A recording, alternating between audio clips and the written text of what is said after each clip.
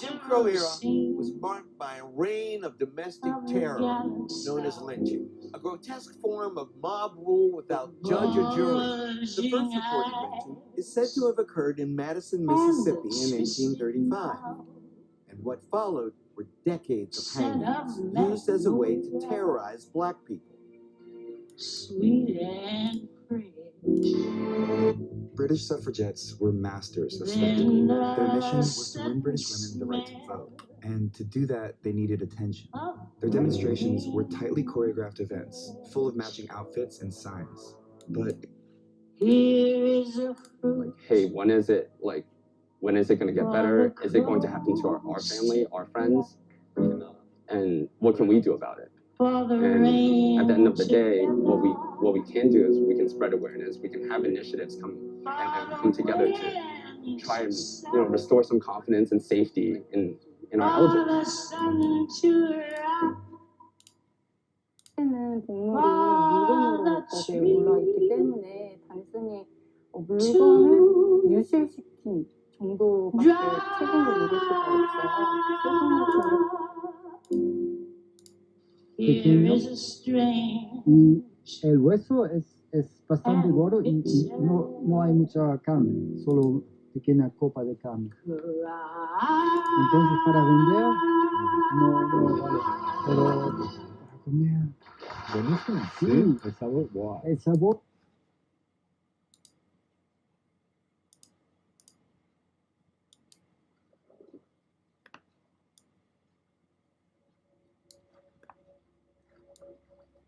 E rere kau mai te awa, mai e takahui maunga ki Tangaroa, ko wau te awa, ko te awa, ko wau.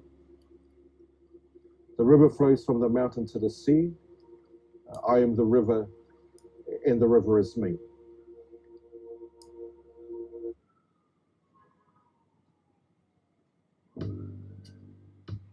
Section 12, the river is an indivisible and living whole, incorporating all its physical and metaphysical elements.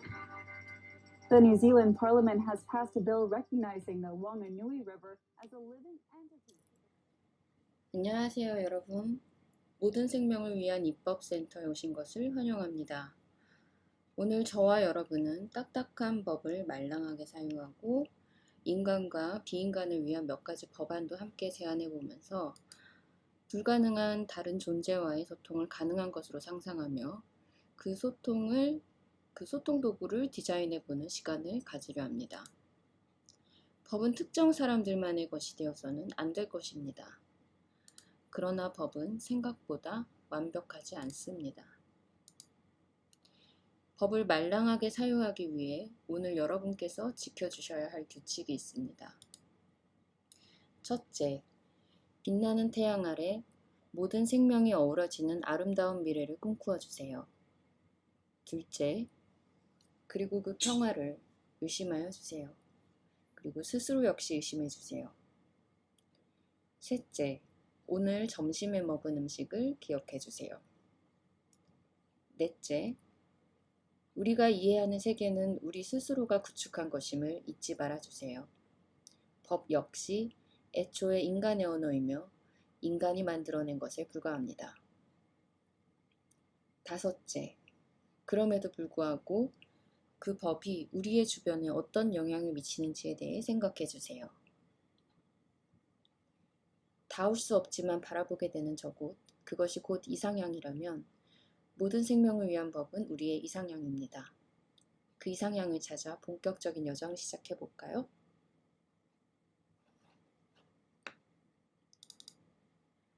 여러분 혹시 이 온라인 공간으로 들어오시며 들었던 노래를 기억하시나요?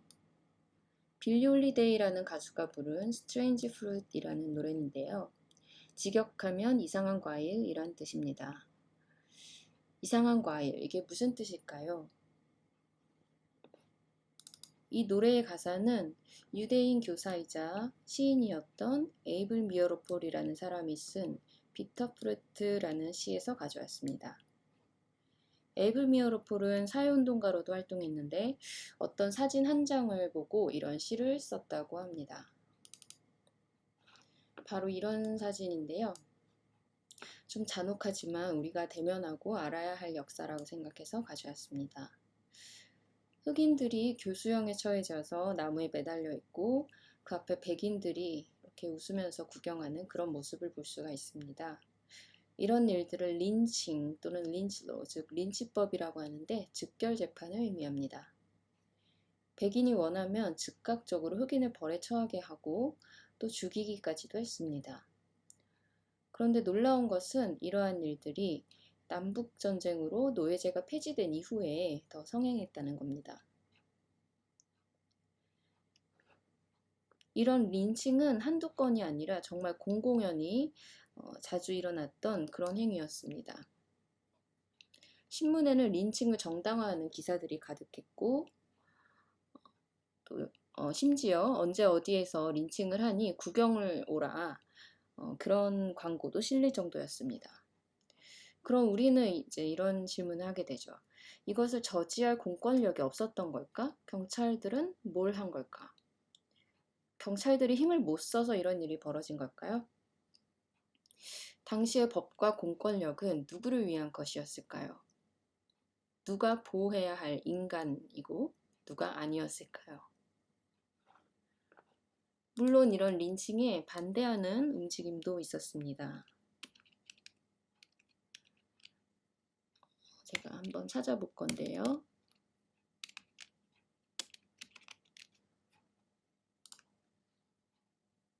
이거는 반린칭법을 통과시키기 위해서 전미 유색인종 지위 향상 협회에서 뉴욕타임즈를 포함한 여러 매체에 뿌렸던 그런 광고입니다.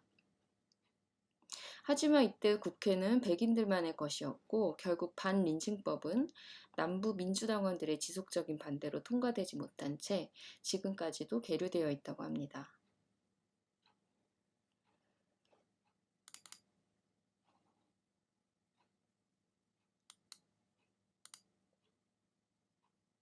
(1950년대까지도) 미국은 흑인은 분리되어 있지만 평등하다는 법적 입장을 가지고 있었습니다. 분리되어 있지만 평등하다. 이런 흑백 분리법에 의의를 제기한 일도 있었습니다. 브라운 씨의 사례인데요. 올리버 브라운이라는 사람이 이 분리하되에 의의를 제기하면서 시작되었습니다. 브라운 씨는 딸이 다니게 될 흑인 학교는 너무 멀어서 가까운 백인 학교에 입학시키려 했습니다. 아무리 평등하다고 규정해도 구체적인 상황 속에서 차별은 여전히 존재했던 거죠. 이후 비슷한 소송이 잇따라 제기되면서 1954년 연방 대법원에서는 분리 자체를 위헌이라 판결했습니다. 분리되어 있지만 평등하다. 그렇다 해서 차별이 끝난 것은 아니었습니다. 그린북이란 것은 여행 가이드 책자를 말하는데요. 흑인들이 기존 그린북을 보고 장거리 여행을 하면 자신들의 현실과는 맞지 않는 상황들을 경험하게 되는 겁니다. 예를 들면 가이드북에 나와 있는 대부분의 호텔에 막상 가보면 흑인은 받지 않는다고 해서 숙소를 구하지 못하거나 안내된 휴게소로 갔다가 백인들에게 매를 맞는다거나 하는 일들이 종종 있었습니다. 그래서 여기 흑인들을 위한 그린북이 따로 나와 있는 것을 볼 수가 있는데요. 발간 연도가 1956년입니다. 1954년 흑백 분리법이 위헌으로 판결이 났음에도 불구하고 실제 생활 속에 차별이 있었음을 알게 해주는 대목입니다. 이처럼 한 번 발생한 차별은 너무 견고해서 누군가는 주류사회의 틈을 벌려 반론을 제기해야 되고 그러고 나면 또 다른 곳에서 벽이 생겨서 다시 틈을 벌려야 하는 그런 끝없는 과정이 반복됩니다. 그리고 그런 과정의 연속이 곧 정치일 것입니다. 이런 불평등과 대항의 역사는 흑인 인권운동 외에도 다른 맥락에서도 찾아볼 수가 있습니다. 얼마 전 총격 사건으로 아시아인에 대한 인종차별도 크게 가시화됐죠. 나라를 막론하고 외국인 노동자에 대한 차별도 심각하고요. 그 외에도 여성, 장애, 성소수자 등 각기 다른 사회 집단에 각각 특수하면서도 보편적인 형태로 차별은 여전히 발생하고 있습니다. 그런데 법적인 차별이든 일상의 차별이든 만일에 주류 사회의 가시적, 비가시적 폭력과 차별에 노출된 모든 이들을 이상한 과일이라고 본다면 어쩌면 유색인종, 여성, 장애인, 성소수자 또는 명명되지 않은 방식으로 고통받고 있는 모든 존재들이 이상한 과일이지는 않을까요? 그런 이상한 과일들의 연대는 불가능할까요? 우리는 어떻게 함께 살고 힘의 균형을 맞춰가며 서로의 다름을 듣고 이해할 수 있을까요? 민주주의와 법은 평등을 보장할까요? 이건 마그나 카르타라는 1215년 영국의 대헌장입니다. 이것이 만들어진 배경을 보자면 당시 존 왕의 실정에 견디지 못한 귀족들이 왕은 일반 평의회의 승인 없이 과세할 수 없다. 자유인은 같은 신분을 가진 사람에 의한 재판이나 국법에 의하지 않으면 체포하고 감금할 수 없다. 등의 내용을 적어서 왕에게 강제로 서명을 시킨 것입니다. 그러니까 왕의 전제에 대항해서 법을 통해 국민, 즉 귀족들의 자유와 권리를 지키겠다는 거죠. 그런데 여기서 말하는 자유인은 누구일까요? 국민, 그리고 시민은 누구일까요? 아마도 귀족들에 한정되는 것이었을 겁니다. 우리가 흔히 시민정치와 민주주의를 얘기할 때 아테네 아고라를 떠올리는데요. 직접 민주정치라고 알려져 있죠. 하지만 많은 분들이 아시다시피 사실은 여기에서 여성, 외국인, 노예는 제외되었습니다. 그러니까 실제 그 정치에 참여할 수 있는 인간, 시민은 성인 남성이자 노예가 아닌 이들에 한정되었던 거죠. 같이 토론을 하고 어떤 사안을 결정할 수 있는 능력과 권한을 가진 이들을 어디까지로 보는지 역사적으로 이것은 항상 문제였습니다. 여기저기서 혁명이 일어났지만 그것은 부르주아들이 중심이었고요. 처음부터 모든 사람에게 선거권이 있었던 것도 아닙니다. 미국 흑인의 경우 명문화된 것과는 다르게 1960년대에 와서야 실질적인 투표권이 생겼다고 볼 수 있습니다. 영국에서는 1838년에서 1848년 사이 차티스트 운동이라고 하는 노동자층을 중심으로 한 민중운동이 있었는데요. 노동자들이 자신들의 대표를 의회로 보내 노동자의 권리를 보장받기 위한 선거권 확대 운동을 벌였습니다. 20세기 초 영국에서는 차별을 견디지 못한 여성들이 참정권 운동을 하기 시작했고요. 여성은 남성에 비해 능력이 떨어지고 또 가정을 지키는 것이 본분이며 여성의 이익은 남성에 의해 대변된다는 이유로 오랫동안 여성에게는 선거권이 인정되지 않았습니다. 우리나라를 포함해서 식민 지배를 당하던 많은 나라들은 독립할 무렵에 법률상 여성 참정권을 인정했지만 선거권이 있다고 해서 다 완성이 됐던 것은 아닙니다.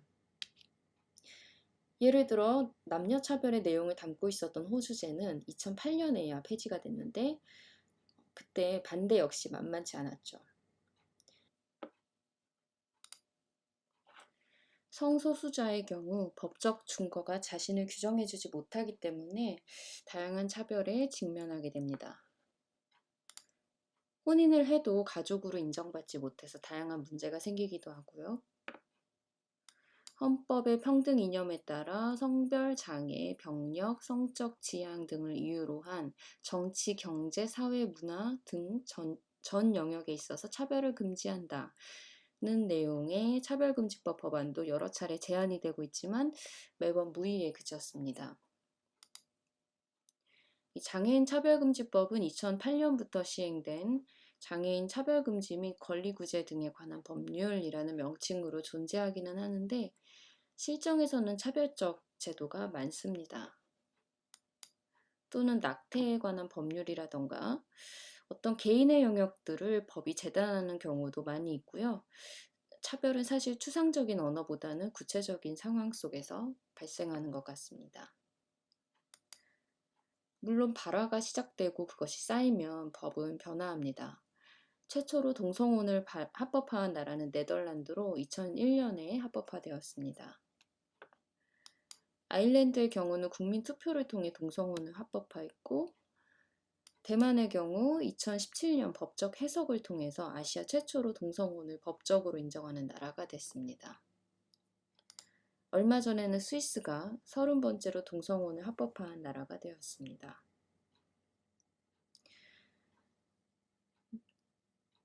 이렇게 법은 이런저런 방식으로 우리를 비껴가고, 우리는 시위를 통해서 그리고 책으로, 문화로 정치하며 거기에 저항합니다. 물론 이런 변화가 있다고 해서 일상 속에서의 차별이 없어지는 것은 아니며, 보다 더 구체적이고 세세한 조정들을 통해서 조금씩 변화할 것입니다. 앞에서 보았듯이 법은 권리를 보호할 수 있는 기틀이기도 한 동시에 또 어떤 때는 정당한 권리를 추구하지 못하게 하는 장벽이 되기도 합니다. 그럼 법이 추구하는 인간상은 어떤 걸까요? 어떤 때는 잘 맞지 않는 옷이라고 느껴지는데도 우리는 어째서 법을 통해서 발화를 해야 하는지, 그리고 우리가 자연과 관계 맺게 하는 방식이 법에서는 어떻게 드러나는지 앞으로 살펴보고자 합니다. 백과에 의하면 만인의 만인에 대한 투쟁에서 오는 사회의 혼란을 해결하고 조화와 복지를 도모하기 위하여 법은 필요하다라고 하는데요. 사실 법은 인권을 보호하는 것인 동시에 나와 타자를 명확히 구분하는 백인 남성 사회의 근대적 인간상으로부터 출발한 것이죠. 자본주의와 발맞추어 각종 권리, 특히 자연을 자원으로 획득하고 너의 것과 나의 것을 구분하는 개인의 소유권을 중심으로 주류 사회의 입맛에 맞게 만들어져 온 점도 있습니다. 그리고 앞서 살펴본 흑백분리법처럼 주류 사회는 그것을 무기로 법의 테두리 바깥에 있는 이들을 억압하기도 하는데, 그렇기 때문에 그 억압에 맞서서 싸우며 정치를 하는 과정도 역시 법을 무기로 해야 했던 것이죠. 그래서 참정권이 중요했고요. 이럴 때 다른 사회의 집단이 이렇게 권리를 주장하는 것에 대해서는 반발도 심하고요. 또한 법은 영토를 구분하고 자연을 자원으로 해석하여 소유한 것인지 아닌지를 구분하고 누구의 것인지를 구분합니다. 그걸 잘 보여주는 사례 몇 가지를 살펴보려고 합니다.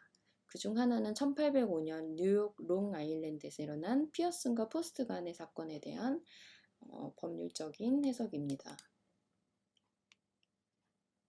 이게 어떤 사건이냐면요. 이렇게 포스트가 쫓고 있던 야생 여우를 피어슨이 중간에 끼어들어서 사냥을 하고 가져가 버립니다. 그래서 포스트는 피어슨을 법정에 고발을 하게 됩니다. 근데 이때 뉴욕 대법원은 여우가 피어슨의 것이라고 인정을 했습니다. 근데 그 근거가 이 여우가 사유 영토가 아닌 공공의 영토에서 잡혔기 때문이라는 것입니다. 만일 여우가 포스트의 사적 영토 안에서 잡혔다면 그 여우는 포스트의 것이라고 판결이 내려졌겠죠. 법은 영토와 사유재산을 보호하는 데에 목적을 두는 경우가 많고, 동물을 포함해서 자연을 자원 내지 재산으로 접근하고 있습니다. 그것을 누가 어떻게 취득하여 누구의 것으로 볼 수 있는가에 대한 그런 얘기인 거죠.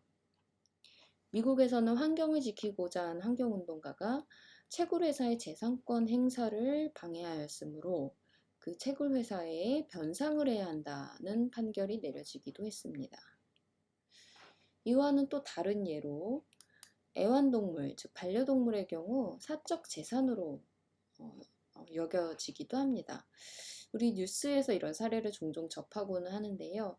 반려동물을 잃어버렸는데 사체로 발견되거나 또는 잡아먹혔을 때 마땅히 처벌할 수 있는 조항이 없고 반려동물을 주인의 사유재산으로 그렇게 봐서 절도죄 등으로 밖에는 처벌을 할 수가 없는 거죠. 그리고 우리는 돼지나 소를 사유재산으로 보아서 가축으로 키우고 팔아넘기고 근데 이제 모두가 느낄 수 있듯이 돼지나 소는 고통을 받습니다. 우리의 법과 자연이 정말 관계가 없다고 할 수 있을까요? 자연은 우리가 소유할 수 있는 자원일 뿐일까요? 우리의 법은 우리의 언어이기에 굳이 법을 통해 다른 종에 대해서 생각해보는 일은 하지 않아도 되는 걸까요? 이런 사례 외에도 인간의 어떤 활동이나 법적 체계가 비인간에 영향을 미치는 사례를 찾는다면 한도 끝도 없을 겁니다. 비인간 존재 역시 우리나 우리의 법에 영향을 주고요. 2017년 뉴질랜드에서는 왕건우의 하천과 그 주변의 생태계를 법인격으로 인정했습니다. 자연과 인간이 동떨어진 것이 아니라 자연이 곧 나이고 내가 곧 자연임을 주장하는 마오리족의 의식을 담은 거죠.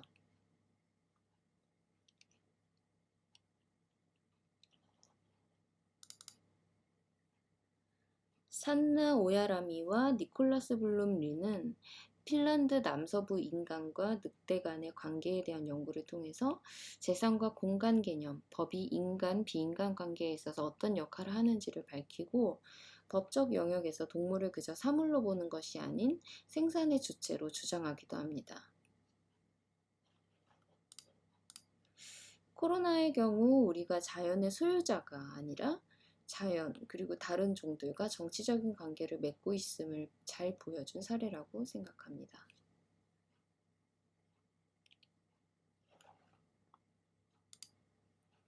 법은 인간의 것이고 비인간은 이성을 가지는 언어적 주체가 아니므로 법인격을 부여할 수 없다는 그런 주장도 있습니다. 하지만 예를 들어 법인을 생각해 볼 수 있을 것 같은데요. 법인이라는 것은 사업자나 단체 등의 법적인 인격을 부여한다는 의미인데요.